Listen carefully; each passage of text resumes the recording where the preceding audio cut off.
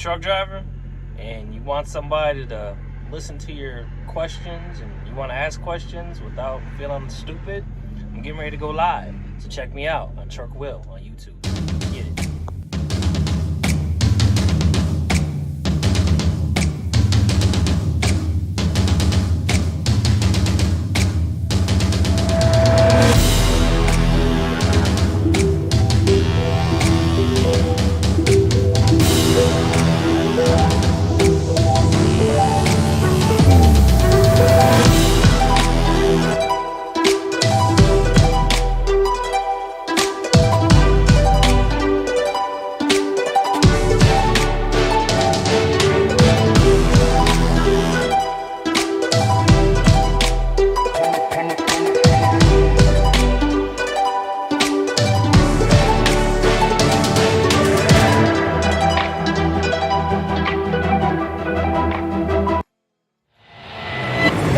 What's going on, guys? How are y'all doing? This your boy Trucker Will. We trucking it like always, trying to make this money, trying to make this dough. But before we get into it, guys, remember to like, subscribe, and share, and hit that bell below so you know when I come out with new videos on my blacktop journey.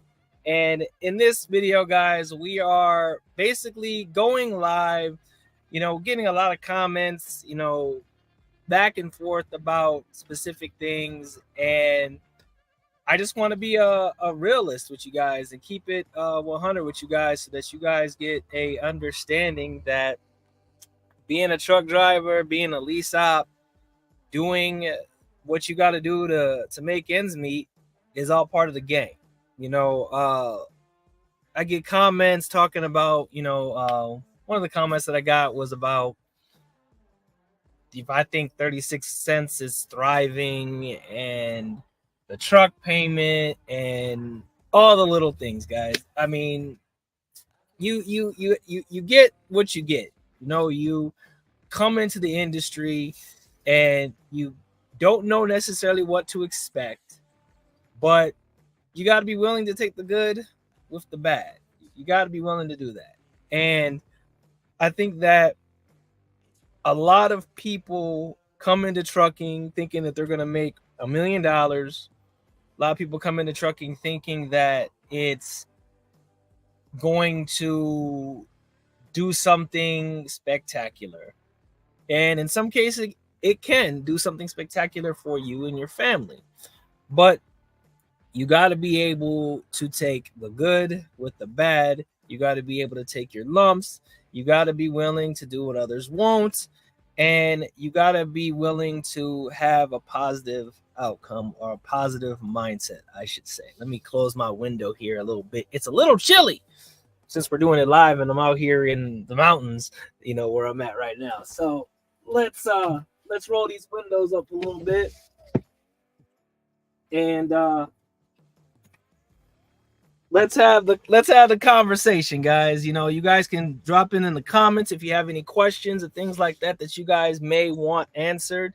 And hopefully one of the guys that is No Bull, he comes through and we can have a conversation. He sends comments my way all the time. That it was actually his comment about talking about 36 cents being thriving and things of that nature. And I welcome the comments because, you learn from people regardless of how they come and what shape they come in and how they come, as long as they're, somewhat respectable and respectful, I'll entertain knowledge. Because, if you know something that I don't know, hey, I'm all for it. So I have a list of questions that I wrote down that may help, somebody. So, I think I got my, some of my music still playing. So let's get the music out of here. And so on and so forth. So one of the big things, guys, is here's a big question, right? What are some of the keys for effectively managing and maximizing income as a lease operator at Prime? So really there's a two parts to this whole structure at Prime, right? You know, if you've ever watched Freight Skater, if you've ever watched Lyle No Hippie Trucking and Transportation, you've ever watched Tim Travels, you've ever watched Junior, you've ever watched Driver Lineup, you've ever watched any of those gentlemen, they all come with a unique perspective on things that you can expect at Prime, right?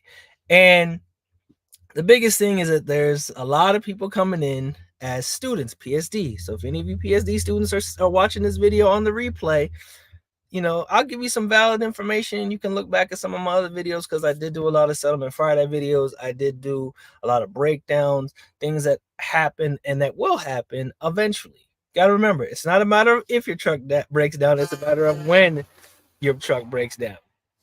So planning for that, and how do you plan for it? But the first question is how, or what are some key strategies to maximizing your income as a lease operator at Prime? And the very big first thing would be how you position your truck, the loads that you take, uh, having a conversation with your dispatcher, having a conversation with him, getting understanding how he likes to run his fleet and how you fit into his fleet, how you fit.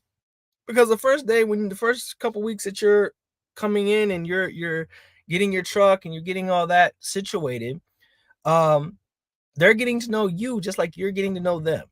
You got to remember that they're getting to know you just like you're getting to know them. Now at Prime, they do have a open door policy per se, where you can go chop it up with your dispatcher if he's there and can get an idea of him and talk face to face, so it's not just a person on the phone, things of that nature.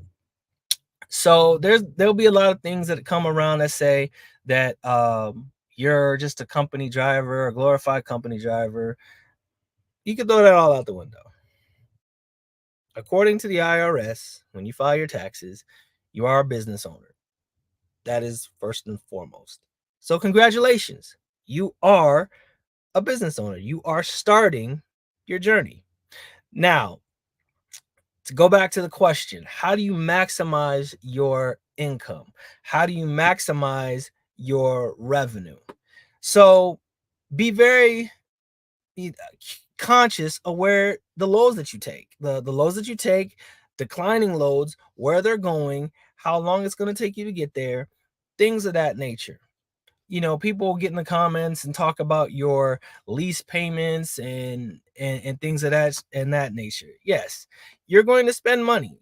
You're going to. You have a high truck payment.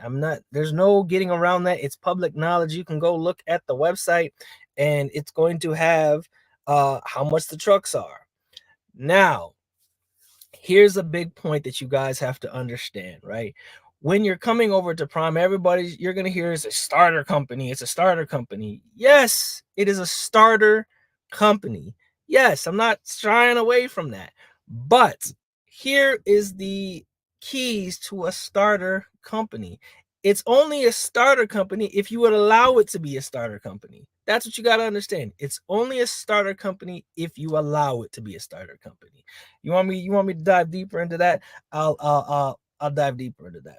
So you go, you hop online and you're like, man, I need to make a change.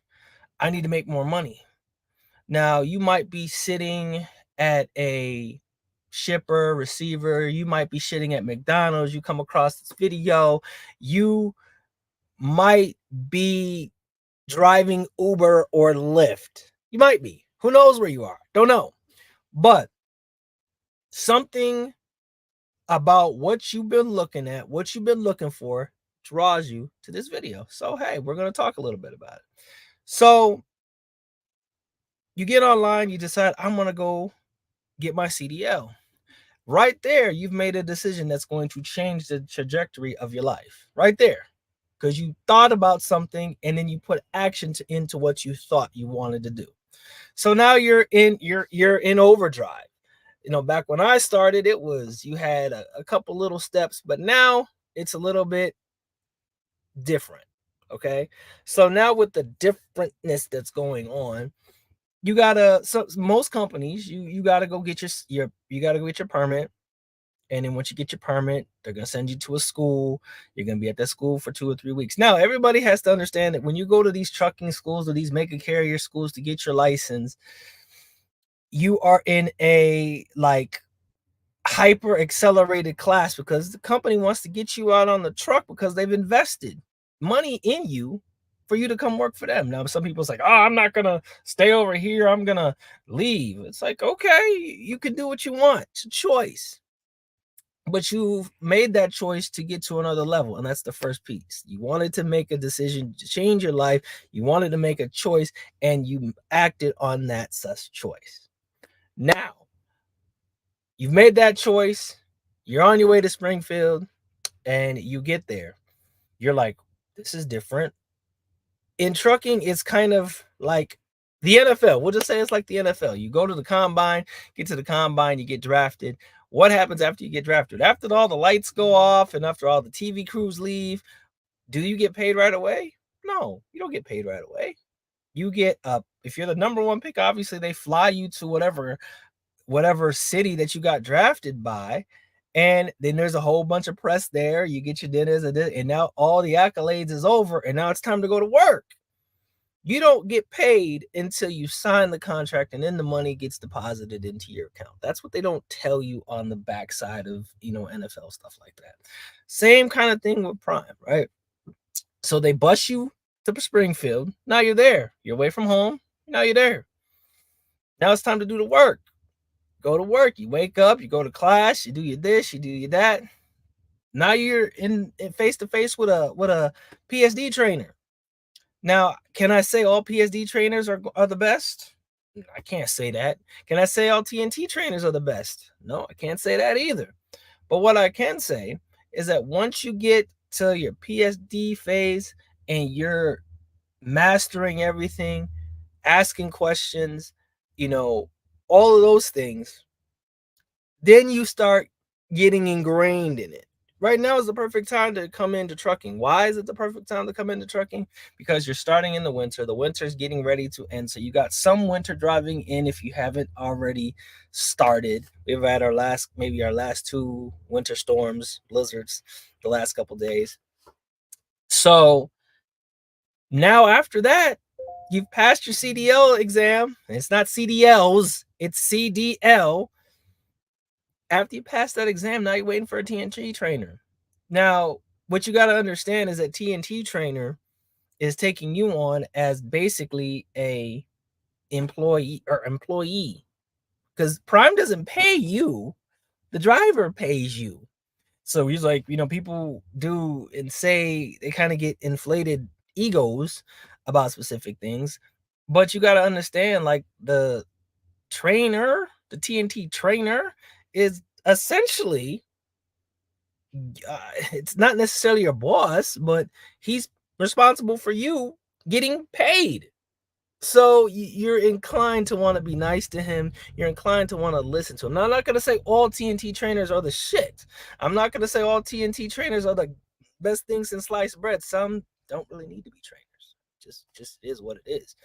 But once you get to that level, now you're in the truck. Now you're driving. And people think it's just sitting here driving a truck. You get paid to back up. You don't get paid to go forward. You get paid to back this trailer into a dock. Some of the things that they do now don't necessarily prepare you for what you get out here on the road. Don't necessarily do that. But it gives you, it's like a pre-test to real life. A good TNT trainer will take you to a truck stop if you have time at night to see how the truck stop is.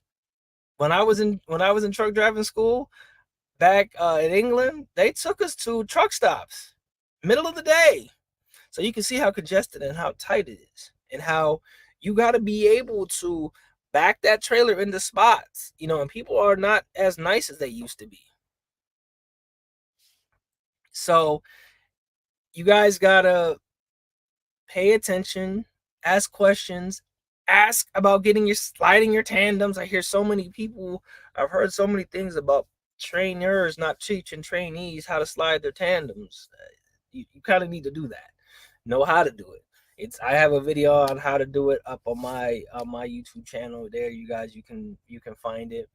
Um, so going back to maximizing your income, know where you're going, know the route that you're taking, know when you have to deliver, and sometimes you have to do kind of split breaks so that you can get there, shut down, wake up, deliver, and get your next load and keep on going. Um, Try to go to your shippers early. Try to go to your receivers early. The worst thing that they can tell you is nah. I mean, except for it's like Walmart or Kroger, they're kind of anal about you showing up. But some of these other places will allow you to deliver early, get that stuff off your trailer so you can get down the road to your next load to get paid. Sales is not necessarily liking when we get unloaded early, but hey, it's our job to get this load off safely and securely. I mean, that's what our job is. Also, have a decent relationship with your fleet manager. Have a decent conversation with him because he's the one that's going to help you out here on the road. He's your go-to guy for everything that you need. He's your go-to guy for a go-to girl, go-to guy, whatever you want to call it, for everything that you need while you're out here on the road. uh, for instance, it was in the middle of the week and my other headset just randomly stopped working. I was like, yo, can you throw me, X amount of dollars so I can go get another headset, because it wasn't something that I was expecting. Times is rough right now. He's like, oh yeah, I got you. You send it over, I got another headset. Everything that you need is handed to you. You just have to have a relationship with your fleet manager. I've been with my fleet manager almost 5 years, so it is what it is. Um, Also, um, make sure you trip plan so that you know how much fuel you're gonna take. Get a better understanding of how your truck runs. If you're gonna put additives in your truck, what things are gonna make your truck run more efficiently. They talk a lot about speed and how your speed helps your fuel mileage and your fuel economy. That is true. Um, Me, I like to do about 600 or some odd miles a day. That's just me. Um, that's just how I run. That's how I ran when I started. That's just me. Um, Also, don't be so picky on the loads that you get. Look at where you're picking up and where you're going. If that load pays to get to here, hey, I'll take a load from here that's paying 900 to get to a load that's over here that's paying 4,000. I'll do that. But you got to know your geography, know where you're at within the country, but then also know how Prime's network works. I guess that would be question one. Sorry, I was so drawn out. Um, the next question would how can a lease operator maintain a healthy work life balance and being successful at Prime? So the biggest thing that comes to mind, guys, is that a lot of truck drivers come out of a specific situation, whether they're working a dead end job, whether they're working and they're not making enough money and they want to do something different. They want to be something bigger, better, things of that nature.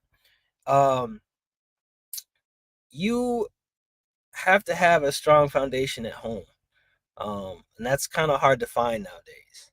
Um, Trucking is really rough on your family. It's really rough on your kids. It's really rough on your wife.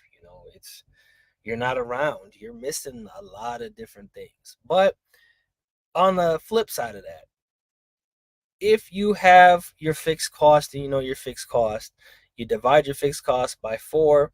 That's how much you need to put aside each week to be able to take home time for a week. Now, that's one of the upsides of being your own boss, per se. You can pick and choose when you want to go home. Other, company drivers and things of that nature, you have to have X amount of PTO to take time off, and you have to do this and you have to do that. And just to be, and you have to ask when you can have home time and things of that nature. As a lease operator, you don't necessarily have to do that. They will get you home. It's just a matter of you being responsible for making sure that your stuff is taken care of. You got to remember that just like at home, where you have lights, water, mortgage, insurance, car note, cell phone, bills, you have a business to run. You couldn't go to Target, and if Target shut down all their stores one week and think they're going to be profitable, no, they're going to be negative. So Same thing with this. When you're a one truck business, you have to run. You have to be able to make money. You have to be able to, you know, you have your fixed, and then you have your operating, and you have your revenue. And after your fixed and your operating cost is taken care of, whatever's left is yours after you pay your taxes. You know, so plan for when you want to go home. Plan how you want to go home, when you want to go home, what days. When you're over here, it's Wednesday to Wednesday. So your life as you used to know it from Monday through Friday and going out, hanging out on the weekends, it's irrelevant now. Your life has changed immediately because now you're into trucking. It is a 24-hour day, 7 days a week job, 70 hours, sometimes more than that. So you have to understand that your work life balance is going to change. It's going to change. But you guys can get the hang of it. Just take your time. Have questions. If it gets a little rough, see if you can run out, run back, run out, run back, until you can get used to it. So if you have, the ability to take your wife with you, take your wife with you. If you have the ability to take your kid with you, take your kid with you. You have those abilities to do that, guys. You have those abilities to do that. Number 3, in what way can you leverage technology and resources provided by Prime to enhance your efficiency and productivity? So over here at Prime, we have a lot of different tools that you can use. We have the Prime app that will help you be the best type of driver that you possibly can be. It helps you, tells you where you're going, the general location, if there's any truck stops that are in that vicinity, any of those things. Prime is able to, if you're not sure, I was just on the phone with my log advisor trying to find out how many hours I had to sit before I got the remaining my hours back because I had a delivery at 7 o'clock in this morning and I got held up at the Salt Lake City yard. So I had to drive last night, shut down, wake up, deliver, and then I gotta be at my 90 tomorrow, early tomorrow rising. So technology, I wasn't expecting it to snow last night. I woke up and snow everywhere. I'm a truck, I'm a hood. I'm like, yo, I wasn't expecting that. But it is what it is. But it didn't say anything about a snowstorm. It just happened. As well as like being able to get from point A to point B.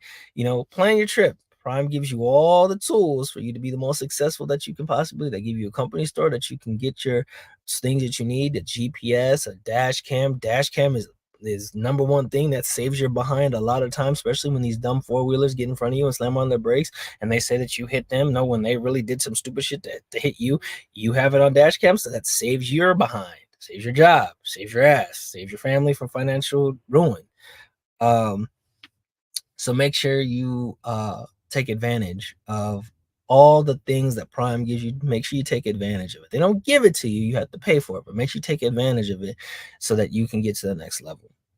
So number 4, what advice do you have for navigating challenges such as market fluctuation, unexpected obstacles as a lease operator? Unexpected obstacles, I mean, they come in all shapes and sizes, guys. All shapes and sizes. And like case in point, I was driving down the road and I want to say not even 6 months ago, I replaced my windshield. And a couple weeks ago, I was just driving, minding my own business, checking my mirrors, checking my blind spots, stuff like that. And I look this way and look back, and I have a crack in my windshield. I'm like, where the hell did you come from? Like, where did you come from? Like, I'm talking to the crack, like the crack is gonna talk back to me, type stuff. So I call my fleet manager. I'm like, yo, man, I need to get through a yard so I can get my windshield replaced because I got a crack in it. Now, in my mind, I'm like, do I really want to go to a yard? No, not really. I don't. I'm not a, what did I call it? I'm not a terminal rat. I'm not. I like to be on the road because you're only going to make money while you're on the road. You're not going to make money sitting at the terminal. Uh, so, uh, I'm down in Texas. I get a load and the load takes me up and I'm like, do I want to go over 80? And I'm like, anybody that's been driving for such years knows that 80 during the winter blows. And I stay as far away from 80 as I possibly can during the winter. So I went up the back way through Albuquerque, the back roads. I've taken that way so many different times. And I get there, I pull in at 8 o'clock, and this is what sucked is when I got there, check in, and they say, "Oh, we got to take your trailer." It's like every time I go to a terminal, they take my dang trailer. Every time it needs to be repaired. So I get there at 8, drop my trailer, and I sit. Now I'm like, oh, I can go get some food from the grill. I walk in, the grill's closed. I'm like, geez. I'm like L after L after L. So I'm like, all right, grab and go. I grab some rice and some chips, have me like kind of like a nachos, I guess you could say, and eat, go to sleep. So wake up the next rising, and I'm like, all right, cool. Maybe they got my trailer in so I can get down the road. And they did not have my trailer done. It was still sitting there. So I was like, well, I walk in, I was like, what's up with my trailer, man? I'm trying to get down where I need to go. So this is before the snowstorm get bad. Oh, gave me the rigmarole why they didn't have it done. I'm like, all right, man, all right. So I finally get them to get my trailer in. And sometimes, guys, you have to go talk to the people. The Qualcomm, the phone. Sometimes you just need to go talk to the people to get what you need done. Be respectful, be nice, but sometimes you got to go get that stuff done. Talk to the person so you get your stuff done, because ain't nobody gonna do it for you. So if I would have sat there, my trailer just would have been sitting there, and then I would have been having to stress myself out trying to get up to my my O2. So got my trailer done. But in the meantime, everything happens for a reason. So while I'm sitting there, I'm able to go get my windshield replaced, because by then my crack was like the full length of my window. So I got my window replaced. I had a two leaky hoses on my power steering. I had it in the shop for that before. They didn't really fix the things. So I had him fix that, and I had him fix one of my lights because my lights went out. So he's replacing my windshield, and he's like, you can just chill on the back. I was asleep, got earplugs. I was knocked out while he's fixing my thing. So I sat there, let the thing seat, let everything work itself out, and got up, had breakfast, was still waiting for my window to seat, chilled for a little bit, went back, had lunch, and then got my trailer last evening, and then I left out. So take the time to fix stuff so you don't have to worry about stuff later. Take the time to fix stuff so you don't have to worry about it later. Anytime you get an opportunity to work on your truck, get it worked on, because it's cheaper to do it intermittently than it is to do it all at once. That's another key. Avoiding obstacles. Do things intermittently so you don't have a high expenditure later. That's why you'll find that at Prime, there's a lot of trucks that have been turned in and they're having issues, is because a lot of drivers don't necessarily take care of their trucks. They let things linger. They let them get dirty. They don't clean them. They don't keep the inside together. They don't clean the outside. They don't make sure the little itty bitty things that could cause you a lot of stuff, they don't keep up with it.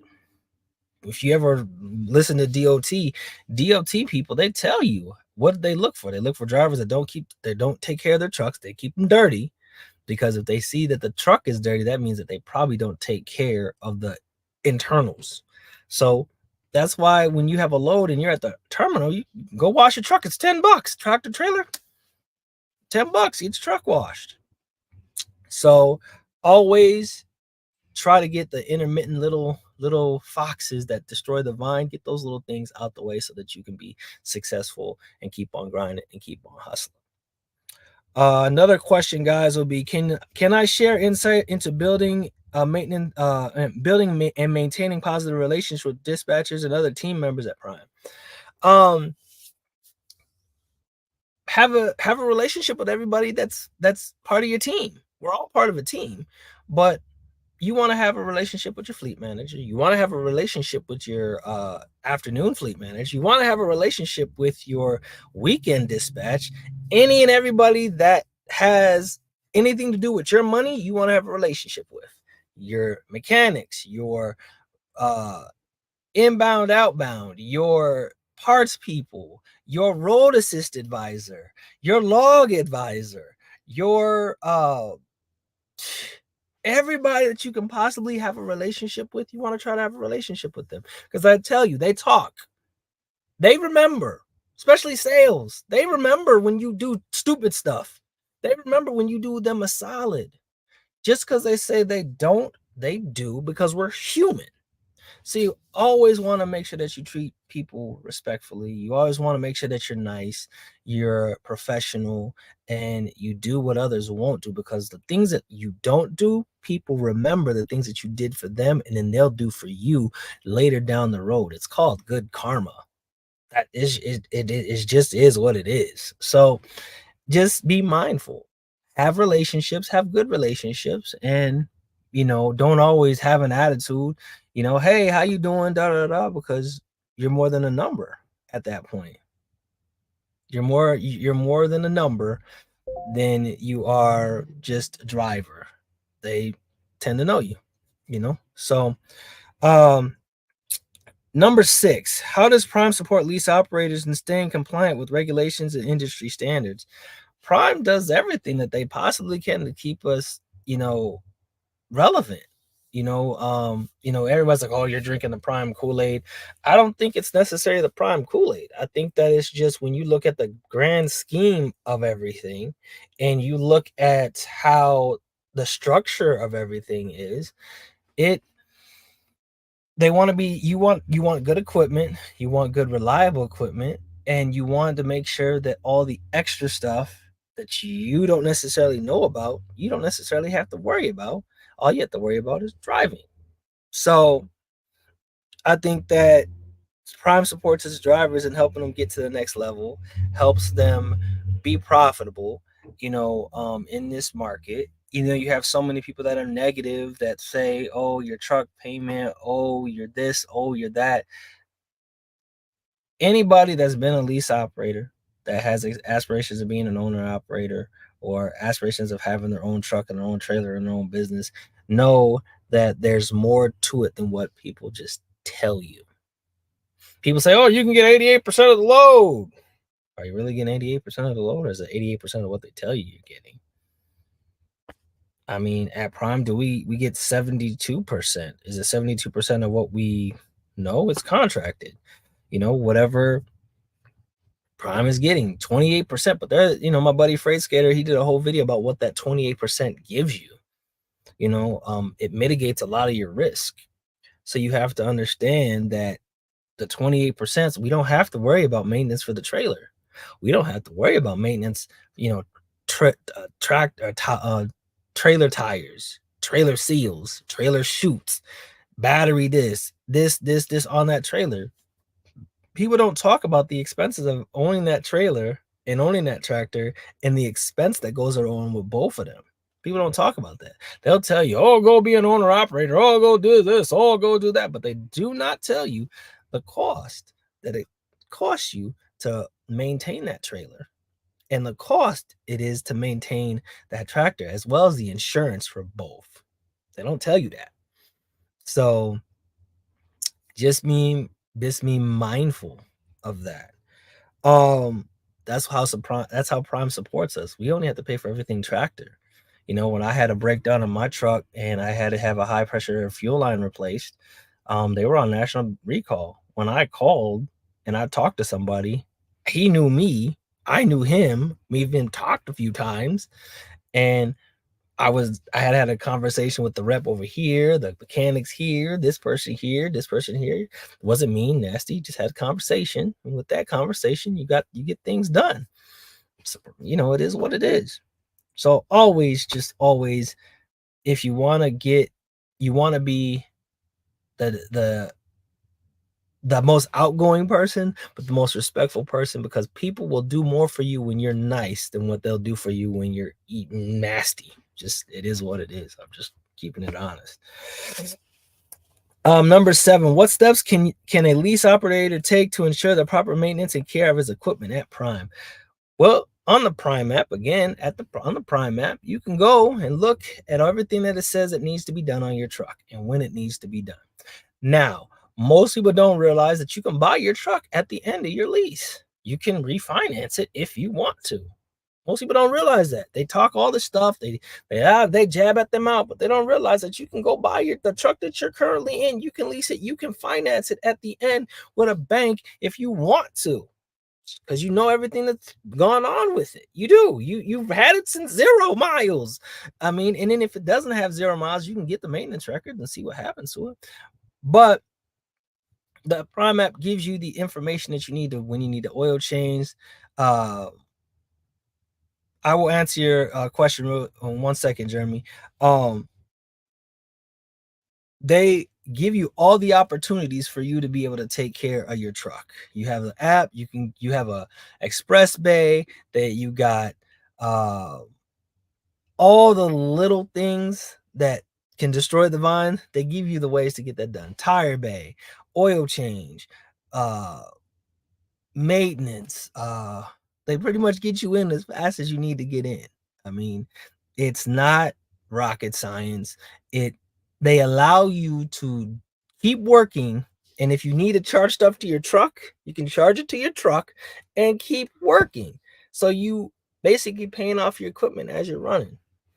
I mean, I'll get into something else later in a second about that. To answer Jeremy Griggs' question, did company drivers get inward face or get facing cameras? To my knowledge, no. Um, I haven't seen anybody with an inward facing camera. I know that there was talk about it. I'm not 100% sure, but as far as I know right now, I haven't seen anybody with an inward facing camera. I know that they do have outward facing cameras, but as far as inward facing, to my knowledge, I have not seen that yet. But if I do, and when I do, I definitely will bring that to you. I have not seen it yet. And there might be somebody that does have an inward facing camera. I can't say I can confirm or deny. I haven't seen it yet. So until I see it with my own eyes, seeing is believing, or believing is seeing. What's up? Am I going to train again? So here's a little thing, like, do I like training? Yeah, I love giving back. I love helping another individual, be successful. I love being able to help somebody that wants to be a sponge to be able to get to another level. You're not just going to get truck driving with me. I mean, you're going to get life, you're going to get strategy and investing and things to make you a better person. And if you got a wife or kid, how to get to another level. But to answer your question right now, no, I'm not training. Will I train later? Possibly.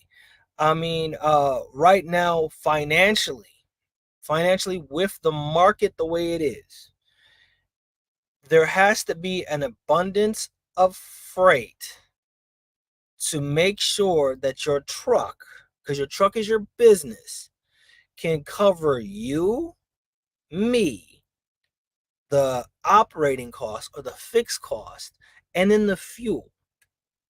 That has to be, the bar of that has to be up here. Is it up here right now? No, it's not up here. It's down here. So right now it's like this. Yeah. I mean, if it changes, yeah, I'll go back to training if it changes. Do I want to right now? You guys got to understand, training is not something that's just easy. It's very tiresome. It's challenging because you're responsible. I'm responsible for you. And you could be in the seat driving. And maybe maybe we're on a team load. And I've already done my 10 hours. Now it's your time. Your turn to drive. I may stay up here for a little bit, make sure you're good, chop it up with you, da da da da. But eventually, I need to go to sleep. For me to sleep, because I got my drive shift that I gotta drive, because we gotta go from California to Jersey. It's gonna take a minute. That's you gotta rock it out. So you know, being on your phone, talking to your loved ones, um, YouTube and Facebook and whatever you want to call it. You guys have to understand that your trainer basically puts himself on the line and his life on the line and his life in your hands. I made a comment, and it was very serious, and I made a comment to one of my students. This is a while back, and I was sitting there, and he had his phone in his hand or whatever, and I looked at him and I said, very very seriously, and my son's up in here, he's always watching my videos, and I said to this dude, I said, what excuse are you going to tell my son why I'm not here because you're on that phone? What excuse are you going to tell him? What was on that phone that was so important that his dad is no longer, his dad is unalived because you were on the phone? What excuse are you going to give him? And I just looked at him. What excuse are you going to give him? And I said, it's not going to matter what excuse you give him. He is going to hate you. With all of him, he's going to hate you because his dad is no longer here because you decided to pick that phone up and look at whatever message from whatever broad or whatever thing is going on. There's no excuse. There's not a damn excuse you're going to be able to give that man or that woman's kid for why you was on the phone. And he put the phone down. He put it back up. So people don't understand that this truck is a missile. We listen to podcasts while we're driving to pass the time, listen to music, things of that nature. But when I used to drive with all my buddies and we would talk and stuff like that, when we got to a specific point, we turned our phones off, we turned the music down so we can back this truck up. We can back this trailer. Before we get out of the fuel, we're pulling in, getting ready to park for the night. We turn on our phone, we turning the phone off, we turning the music off, putting our headset off so we can be 100% aware of whatever's going on in front of us so that we can be into that situation so we can back this trailer, because 90% of accidents happen backing up. They don't happen going forward, they happen backing up. So I heard you, little man. So you have to do what you got to do. I mean, it's just, training is, you got to love to train, obviously, but in the midst of you loving to train, you got to be willing, and the person that you're training has to be receptive of what you're telling them. I've been out here 7 years. Yeah, 7 years. 7 winters.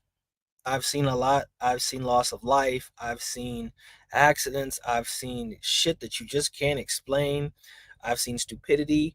I've seen a lot. At the end of the day, you have to respect the truck. You have to respect the speed.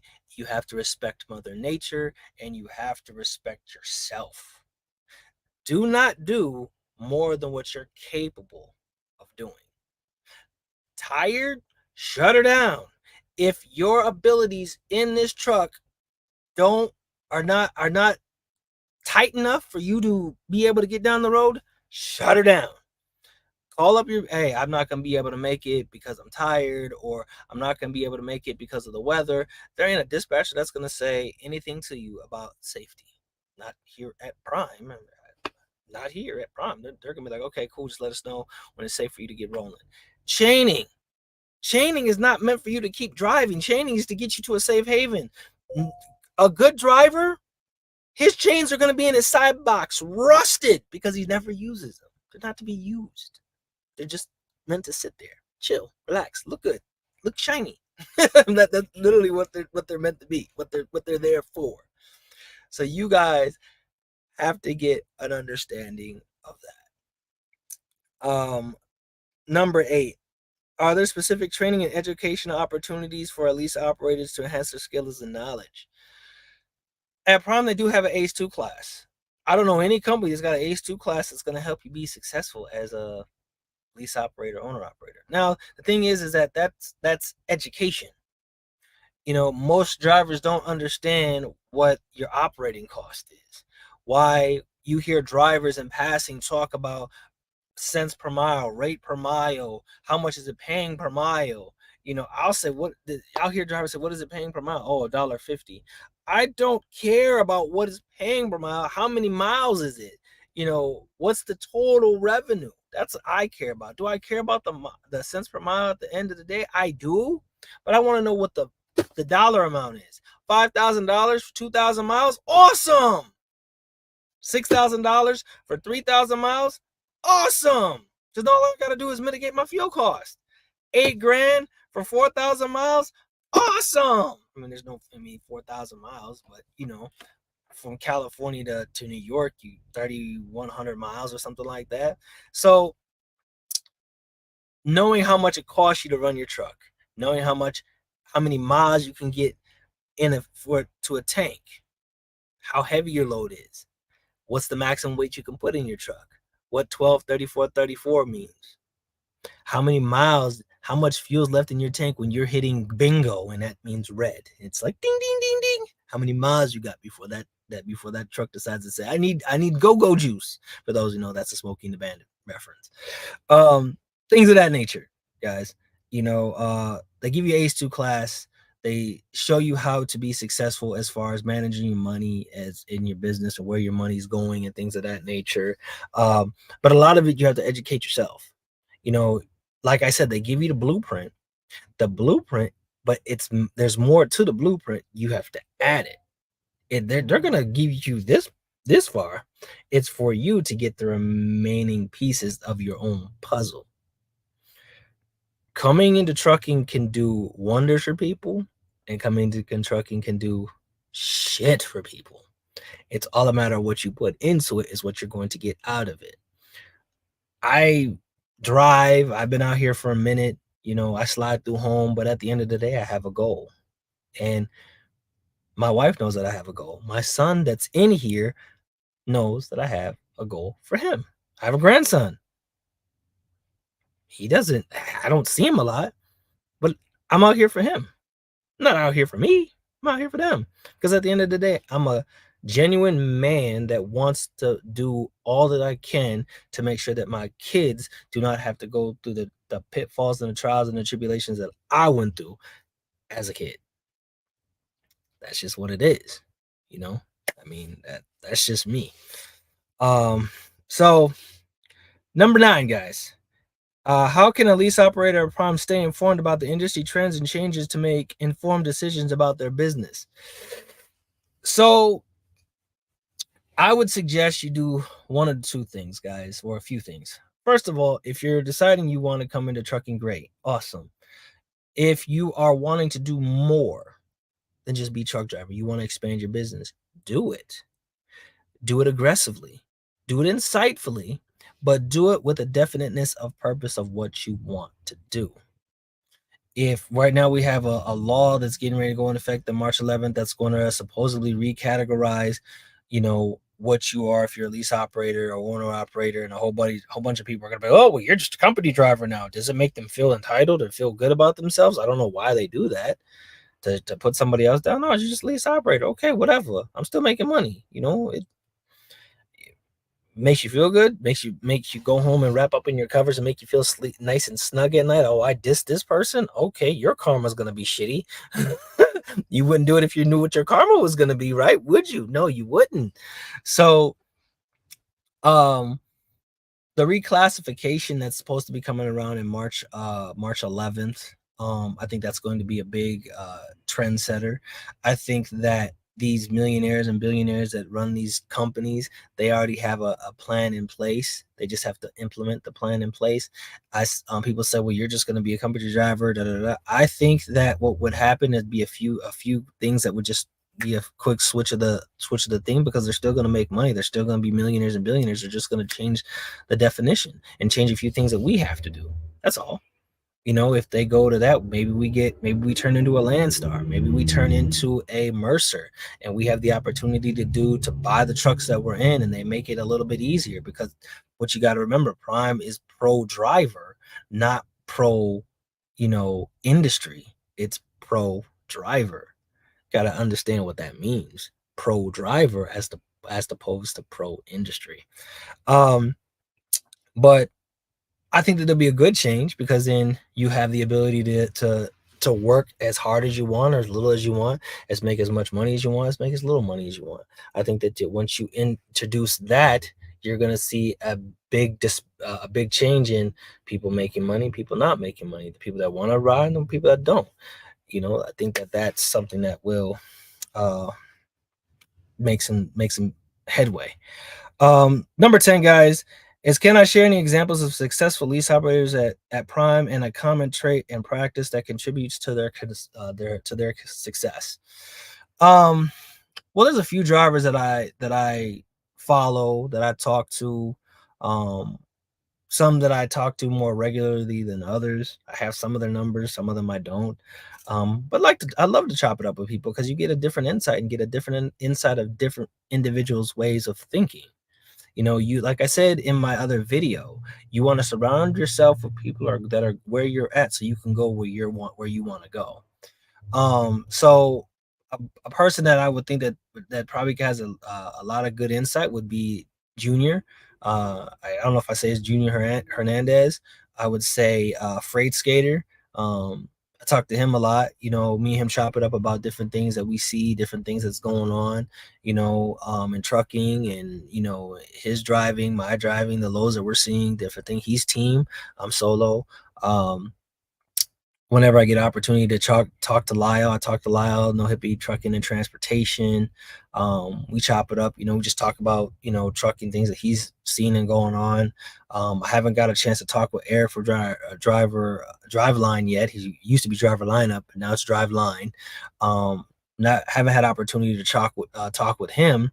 I talked with Junior once before at the terminal. Tim Travels gives some very insightful information. People history. He gives a valid history lesson. If for those who like history, I would say go tune into Tim Travels. His name is Terry, but he goes by Tim Travels. But very insightful guy. And we're all brothers out here, so very insightful brother that's on here on the blacktop to give you some insightful information. Lyle, very much got trucks, not truck, got trucks, and he can give you insight on the business side of it. He talks a little bit about it on his YouTube channel, but those are all guys. If you look at it from this perspective, Junior, Terry, Lyle, Freight Skater, driver lineup or drive line, and maybe one other person that's in there. If you were to combine all of those guys' information, and maybe even me, all those guys' information, that's like a couple $100 million worth of information and valid knowledge. I mean, that's that you can't do anything but be like, yo, if I could have the opportunity to chop it up with all of them, even your guy David H. He bought his truck and left Prime with his truck and is running over here on another spot and making money, and he's doing things. And I talked with him. So you got 5 people that are doing what I want to do. 5 people that I try to surround myself with so I can get knowledge. That's just an example of what I was talking about. Surround yourself with people that are doing what you want to do so you can go there. So that's 10. Those are the 10 questions. I'll answer any questions that you guys have here. I have one question that came in. We have been doing research for husband and wife team at Prime for schooling. So I would tell you in Kirk and Boy Mint Trucker, I would suggest coming to Prime, and it's not drinking the Prime Kool-Aid. It's not. It's just saying that I know what you can expect here. I can't talk about Swift. I can't talk about Knight. I can't talk about Hirschbach. I can't talk about Bay and Bay. I can't talk about AOC. I can't talk about Super Ego. I can't talk about any of these other, MM89. I can't talk about it. I can only talk about Prime because I've been here. I can talk about England. I've been there. I can only talk about here. And if you guys are going to be a husband and wife team, Ask yourself, where do you guys want to go? What type of money do you guys want to have? And after you understand what type of money, and be logical and realistic, please. Be logical, be realistic. Then find out the goal that you have and what you guys want to achieve. And once you have those goals written down, and it's important that you write them down, because once you write them down, then they make them plain. That's very much key. Write it down so that you can devise a plan to make it plain. So you do that. After you do that, then say, do I want to be in trucking for a long period of time, or do I want to do it on a short-term scale? You got to ask yourself that question, because if you go out here, buy a truck, you're now in that truck and you've put your credit on the line. So now you're in that truck for 4 or 5 years. You're going to be devoting a lot of time, a lot of energy, and a lot of your finances to that truck. A truck is not just like a car. No, a truck is a big financial responsibility. People talk about, oh, I bought a $20,000 truck, or I bought a $15,000 truck. One of the other guys I follow, Jason Andrew Jackson, he has like 3 or 4 trucks. He's up in the oil field right now. So he's company driver now, but he has his own authority. He has all the stuff, but he's rocking it out right now in the oil field. So know what you want to do, know where you want to go, and know what type of financial backing that you want to have. I always say this: Prime gives you the financial backing that not a whole other lot of companies are going to give you. If you want to buy your truck, you can buy a truck. That's not, facetious. That's not a dream that is never going to be attained. It's obtainable. Now, with it being obtainable, what are the key steps that you have to have in place for that to be 100% obtainable and become a reality? So you come to Prime, you want to buy a truck, but you don't know nothing about the industry. How do you figure out what you're going to do? I would suggest be a lease out for a little bit. Get an understanding of the game, how the game is ran. Build your credit up, save some money. It used to be back in the day that you wanted to have somewhere upwards of probably $30,000 sitting in there. Oh yeah, man, no problem. He said thanks. We only thinking of Prime only. Yes, we know that the thinking of the lease side. Yeah. To give you perspective, if you guys don't have a truck in mind, and you guys are wanting to come over here to Prime, and you put your application in, make sure you have your tanker, and you guys are a husband and wife team, they're gonna welcome you with open arms. Pick the truck that you want. We have Freightliner, we have Peterbilt, we have Volvos, we have Internationals, and we have some Kenworths. I believe the Kenworths have Cummins motors in it. Run it if you haven't leased or anything like that before. Run that truck for about a year. After it, once you get the hang of how Prime's network works, put in the order for your brand new truck. Now, preferably, if you have some money set aside, if you have about $14,000 set aside, you order that truck brand new, fix it up the way you want it to be fixed up, and now you're a lease purchase driver. Now you're that lease purchase driver. You can now run that truck. Now here's a little math for you, right? And it's not 100%, but I'll give you a little math for you. So you go to a regular bank, you get, even with good credit, go to a regular bank, you take out a loan for 200 some odd $1,000. You're going to be paying a hefty fee. You're probably going to be looking $2,000 to $3,000 a month. Now everybody's like, oh, the truck payments, but $200,000 piece of equipment, 5 years. Or top of the line $250,000 piece of equipment with an APU, with an inverter, with a refrigerator, running super singles, and you run that truck for 3 years. At the end of that 3 years, you get the title for that truck with only $100. Now, if you're beating the crap out of your truck and you're not taking care of it, it's going to have some issues. You're going to have a pretty hefty amount of miles on that truck. Yes, you are. But You finish that lease. Now, just for easy math, that fixed cost of $1,100, which is the truck payment, that $1,100 is now saved. So all you have is your fuel and your other fix, which is your plates and your this and your that. You're looking at an additional $54,000, give or take. That's if you're solo. So if you're a team, without that truck payment, you're talking another probably about, I'd say, maybe $60,000 extra a year. So if you're doing, we'll just say 150,000, you're now at 200 something thousand dollars a year. You divide that up by 52, you're talking about checks on average of $2,800 a week. After, if you divide it by 52, depending on if you go home or not, how you go home. So yeah, if you decide you want to come over to Prime, man, I definitely chop it up. I'll definitely help you. If you have any questions or concerns, if you look on my page, my last video, I put a description. My email is in there, and I put my Telegram in there, so that's direct line to chop it up with me if you want to. And I'm here to help you.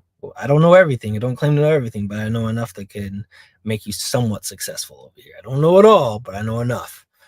So yeah, no problem. But those are all the questions that I had, guys. Do you guys have any other questions that you guys want answered? Well, we've been on here for about an hour. I've been letting my time go away because I had to do a 7-2 split. So any other questions that you guys may or may not have about Prime, about being a lease operator, any of those things, guys. The link at the very bottom is to my Etsy store. I have a bunch of bunch of shirts, t-shirts, things like that. If you guys wanted to take advantage of that, as well as if you guys want to donate to the channel, it's that's my Cash App. I am Coach Will 888. Got a question that came in. The day's been all right. I woke up, it was snowy a little bit, and delivered. Um, and then I got a delivery tomorrow, and I got to drive 435 miles. So yeah, it's gonna be a day. Um, So if you guys have any other questions, also guys, if you want to check out some of my other stuff, I do have a link tree that you guys can take advantage of. That's got a lot of my products and services there. Also have didn't think your boy was an author or whatever, but I do have a link to my Amazon book that I have. I have 2 books out, that you guys can check out if you guys want. As well as if you guys are on Facebook and you guys want to see a deeper dive into different things that you may not understand or may not know, you guys can check out our Create Freedom Academy Facebook page. It's ran by me and my cousin. It says Create Freedom on the banner. If you guys want to learn about stocks and different ways to make a passive income, you guys can do that too. I do talk about the 70, 10, 10, and 10. That's Jim Rome's What to Do with a Dollar, if you guys ever heard of him. Let's see what else we got. We got some. Can I give you can you give your experience on Pete versus Freightliner?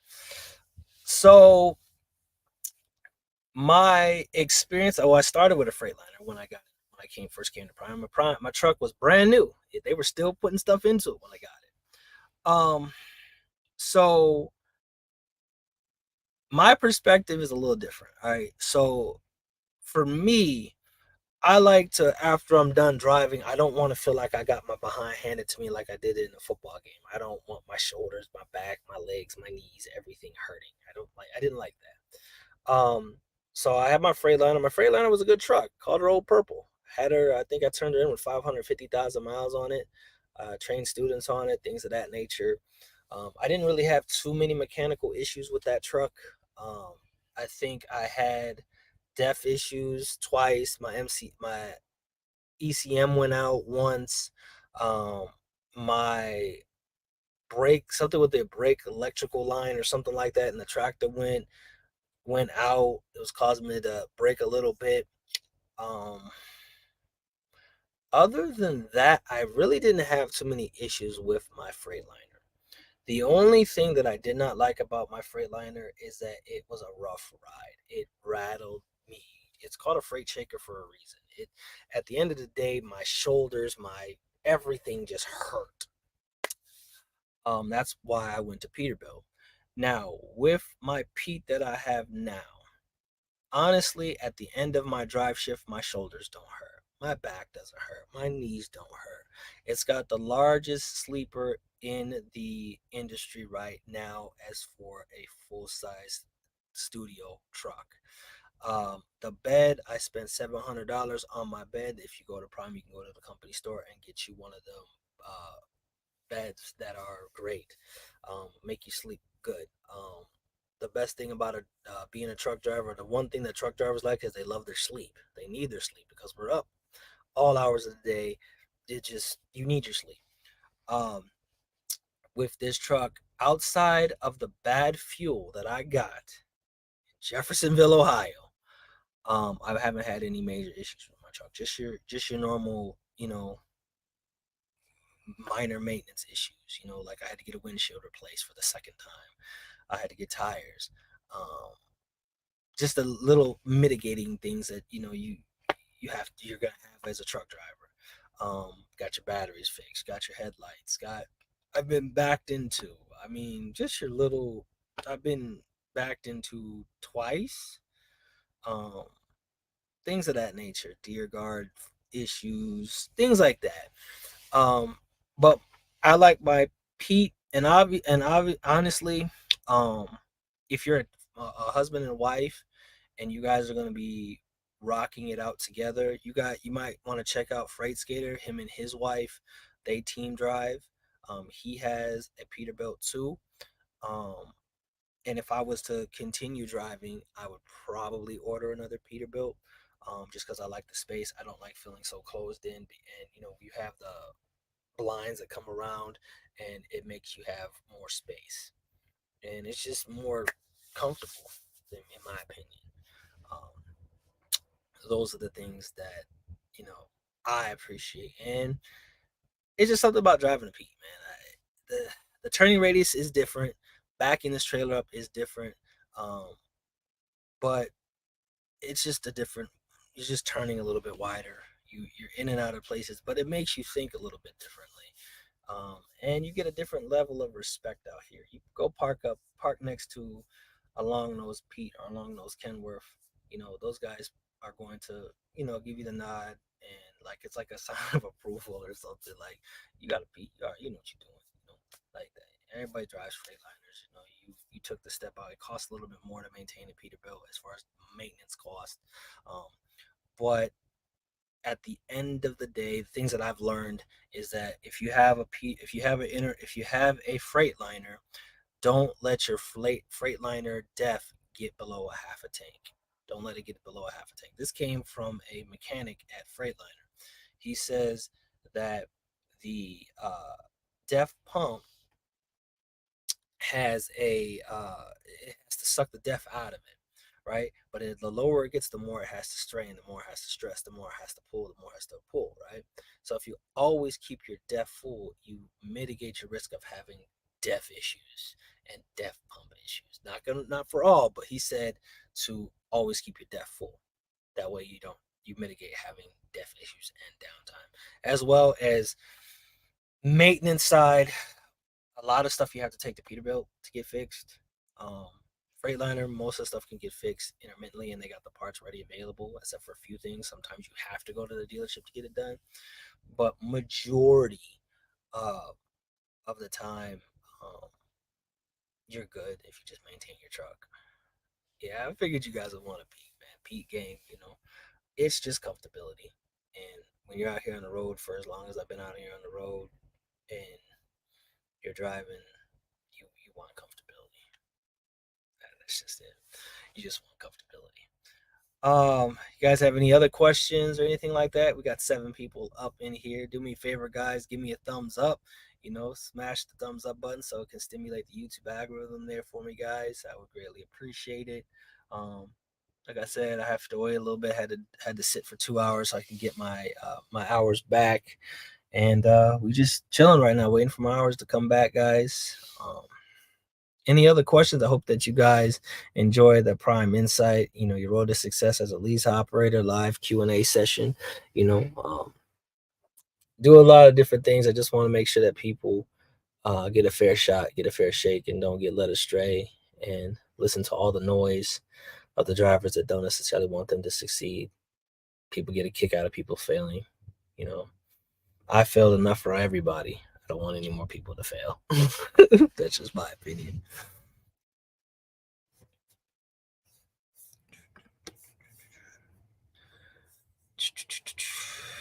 Let's see, guys.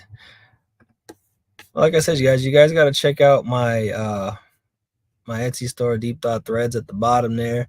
Got a bunch of cool little t-shirts and stuff like that. Help support the channel, as well as if you guys want to throw something in the Cash App, for the knowledge and some of the things. And if you guys want an opportunity to chop it up with me, you can. I got in my other videos, I have a link to my Telegram there. So if you guys want to chop it up with me one-on-one, you can do that there too. Don't have a problem talking to you guys so that you guys can get the best insight that you can possibly get. Let's see. It says, "Thank you, man. Appreciate it. You're one of the young black dudes that give positive perspective about being a truck driver." Man, I appreciate it, yo. I think that people are negative more than they are positive, and I want to bring positivity as opposed to negativity. I have my days. My Lord knows, my wife knows, I have my days. My son knows that too. I have my days. But too much is given, much is required, and a lot of people thrive on giving people negative energy because they're negative vibes or negative stuff, because they laugh at people having issues. Oh, I could have did this, or I could have done. You don't know what you could have done unless you were in that situation. You don't. You don't know what you would have done unless you were in that situation. And I think that it's kind of crazy, when you're out here and you're at a truck stop and you're sitting up in the front seat and you see a driver pull in and he's struggling to back. And I look around and I watch, and all these people have their phones up watching this person. And in my mind, I'm like, that was you 10 years ago, 20 years ago. What makes you better than them? Now, me, I will sometimes sit there and watch to see if they can get it, because some people don't like being run up. I can get. They get an attitude. Like, I'm not making funny. I'm just here to help you if you need help. Especially some lady truck drivers. They get freaked out. They knew, things of that nature. I'll be like, hey sister, you good? You straight? You need me to spot you? You need some guidance? I guide them. It is what it is, because I am you. If you think about what that means, I am you. What's going on, Dez 1188? I'm at the Loves in Pendleton, South Carolina. There are a number of spaces in here. I asked them why, and they said it is for future reference so that we can tell them that we can park. And you imagine why? Can you imagine why? Let's see. I asked them why, and they said for future references. Huh. Not sure why. I mean, there's a lot of parking spots, truck stops that are opening up. For those that didn't know, Berkshire Hathaway just bought the other remaining shares of Pilot. So there's something's going to be changing. That's run by Warren Buffett, the Oracle of Wall Street. So something you might be interested in. I don't know if anything that you guys do, always remember to invest some money. So while you're running, you have money running with you. So if you could throw money outside and that money started running with you, you would do it, right? The more money you threw out, the more money you're making while you're running. So always put some money in there so you can make money too. Oh, numbered spaces. Oh, they're about to start charging for parking, which I think is the most idiot, stupid, dumb thing that you could ever do. We already get ripped off everywhere. I mean, just oh my god, it frustrates me why we have to pay for parking. Why do I have to pay to park? I bring you your shit. Why do I have to pay to park? Not only, okay, if I have to pay to park, then when I pay, let me get free food. Like, make a buffet. I paid $20, $30 to park. Now I get free buffet. Like something. Don't just rip me off at every aspect of my day. Like I went to a TA in Colorado. It was $22 to park. Now, mind you, damn near the whole parking lot is paid parking. So I gotta pay $22 to park, $15 for a shower. I went and got two hamburgers and a fry, and it was $19. So basically, I gotta spend $100 here to eat, park, shower, and relax. I don't. Everybody's looking for a way to make money. Everybody is trying to. I think that we've reached a pivotal point that there's not a lot of money floating around. I think that, you know, if you were to look at the jobs that are on the market right now, you would find that $20 an hour, $25 an hour is not cutting it. Rents, lights, water, insurance, cell phone, credit card bills, everything is going up. Food bills is going up. Everything is going up. But our wages are not going up. As a truck driver, I think that there should be a basis of what we get paid. I think that on average, a truck driver should make no less than $250,000 a year. No less. You do the math, it's a little over. Let's just do the math. We'll do the math live. So if you say $250,000 a year, um, divide that by 52, you're talking about $4,000, $4,800 a week, minus your wherever you live, and we'll just say 25% in taxes. So you're looking at $3,600 a week. I think a truck driver should make no less than $250,000 a year, which is equivalent to $4,800 a week before taxes. After taxes, you're looking at $3,600 a week. I think that should be the bare minimum. Been driving for 8 years, made 80K last year on W2. What out not worth it? W2, I want out more worth it anymore.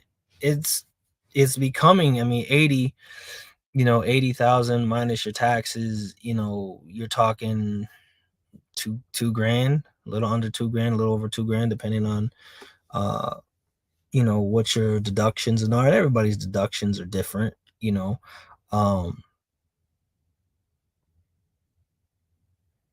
I want nothing more to do with it. I think that the world doesn't realize is that you stop having trucks, you stop having food. You stop having trucks, you stop having everything. I think that $250,000 a year is $4,800 a week minus your taxes, 3,600.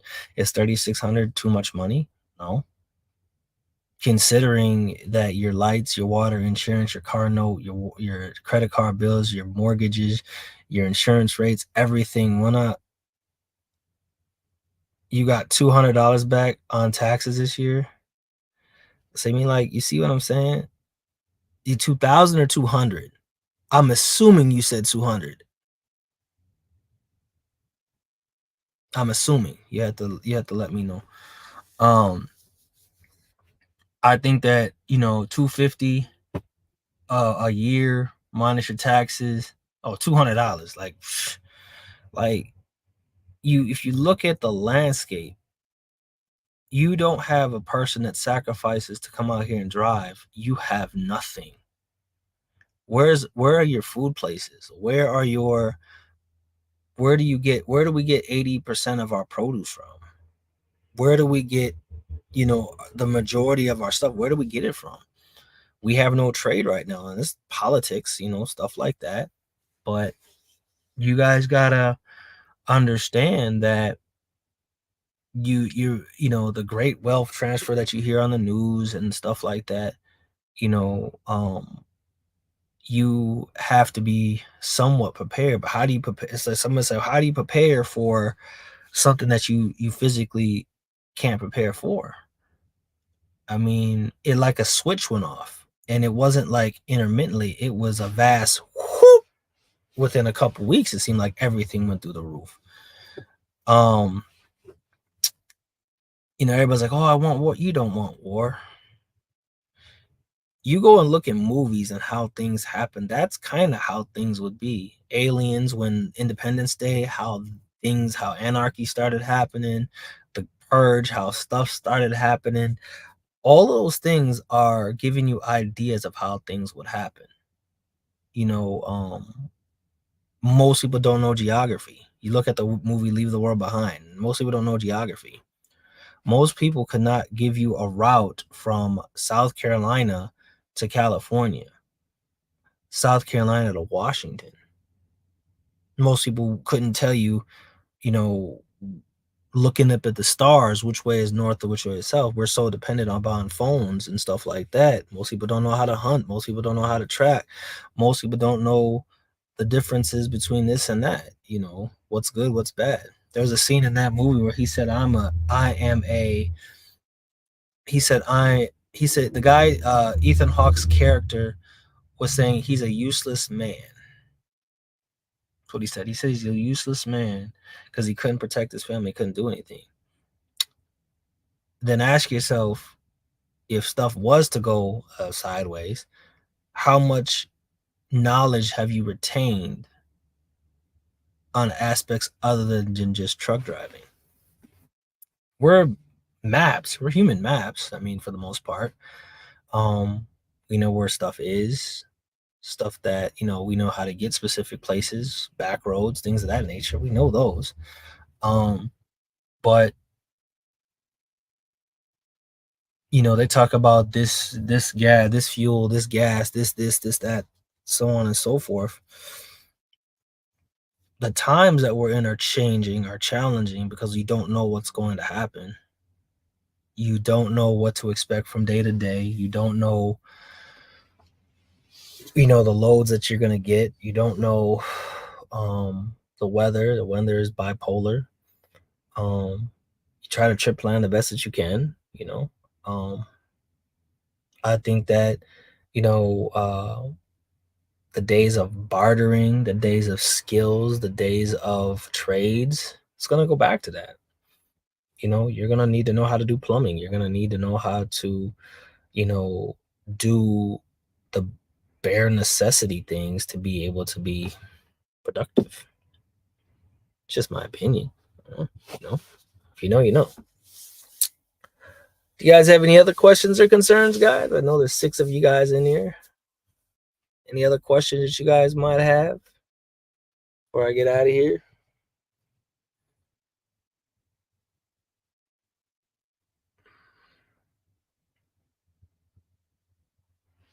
I think that Loves is going to be the next thing that's going to charge for parking.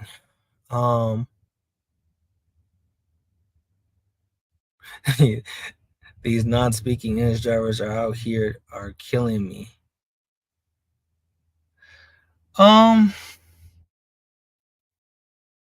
So the first thing is, if you want to know the difference, is certain religions have certain requirements. A lot of the guys that you see with the turbans on their head and the long beard, they are Sikhs. You can look it up online and you'll see what a Sikh is. And in their religion, they can't have any other jobs that have their turban on, so they are pushed into truck driving because there's no real stipulations. Just like when COVID had hit and everybody, or the vid hit and everybody had to get COVID shots and things like that, the trucking industry was the one thing that didn't make you have to do it. You could choose to do it, but then it wasn't a requirement.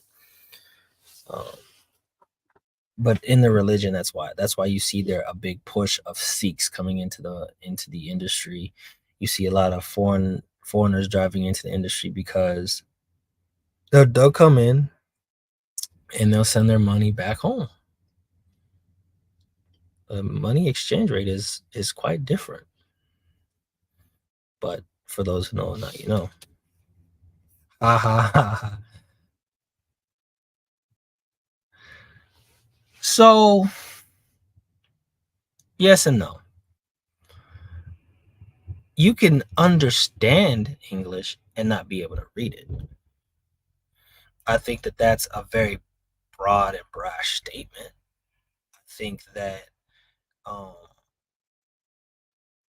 if I don't know how to do something or I can't speak something, does that mean I can't work? If I go to another country and I don't know the language and I can't speak the language or read the language, do I not have a right to be there to get an understanding of how to better myself if I want to do that? It's the same thing. Put yourself in their shoes. They're just trying to make a living. They're just trying to make a means to an end. You got to be careful how you assume, because when you assume, you make ass out of yourself. Yeah, they don't have the training. You know, they don't have the training. I see a lot of guys that seem like they just got brand new trucks and things of that nature. Some things are just handed to them. Um, am I mad at them? No. Do I wish I had the opportunity? Sure. Get a nice truck to come out here and drive a truck. And do I wish I was afforded the opportunity? Yeah, I do. Um, I think some do, and I think some don't. I've been called all types of names and racial slurs over the CV. Your country don't even like you. You nigger. I get called all types of names. Like, okay, you're ignorant. you know, uh, but they don't know. You know, I think that individual drivers that come over here from overseas, I think that they're afforded a different, ability than some of us are. We have a little bit, we have to grind a little bit harder, but they're just trying to do what they can for theirs, and we're just trying to do what we can for ours. You know, it's to cause a big divide, and what I start seeing right now is they're trying to divide it aggressively in New York and Chicago. They're just trying to divide it aggressively. If you divide, if you divide us, you conquer us. If we work together, we're unbeatable. So you can't just kick somebody out, because we're supposed to be the land of the free and home of the brave. We're supposed to be the United States. Like I said, they're trying to divide us, to pitch us against them against us. It's a great divide. Start looking into the things that has happened and look at it with a different perspective, and you'll start realizing that they're trying to cause a great divide between Americans and migrants, Americans and foreigners, Americans and aliens. They're trying to divide. Same with Republican and Democrat. They're trying to divide. Can't divide it for all. You could actually. So the United States driver's license is recognized. You actually could drive your truck overseas because you have an American driver's license. Look it up. Most places you can drive on your driver's license over there. Most people don't realize you can. American driver's license is recognized.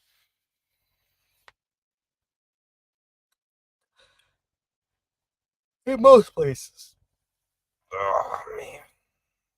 In most places. Some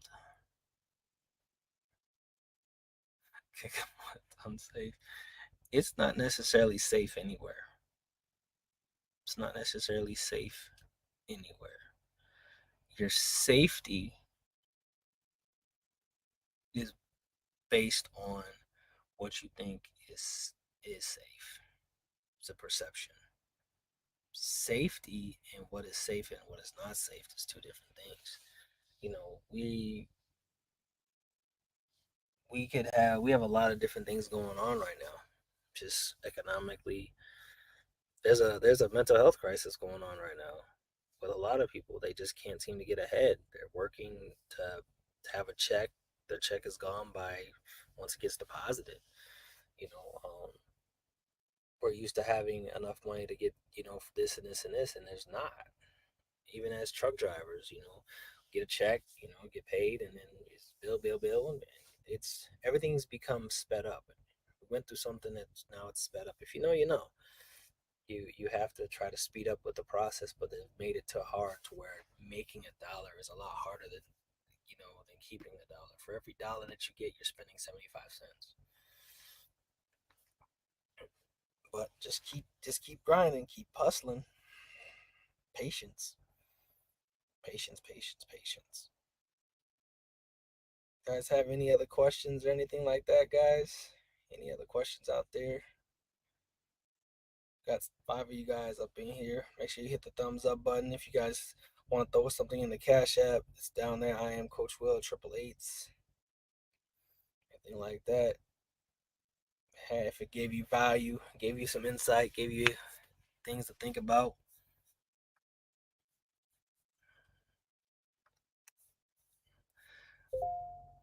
Well, guys, I'm going to get ready to get out of here. I gotta drive here in a little bit. I appreciate you guys stopping by, chopping it up with me as we do some comments and do this live thing about the road to success as a lease operator at Prime. You know, make sure you like, subscribe, and share. Hit the bell below so I come out with new videos, and I do live streams, guys. I have a bunch of videos, Settlement Friday videos, things that I did, um, educate you on things that you need to do while you're out here on the road. So I hope you guys have a great day. I may do a live stream tonight. I'm not sure yet. We'll see what type of questions come in, emails and stuff like that. Remember to be blessed, less stressed. Keep that left door closed, that right foot down. Only when it's safe, guys. And like always, guys, I will see you on the blacktop. Safe trucking. Later.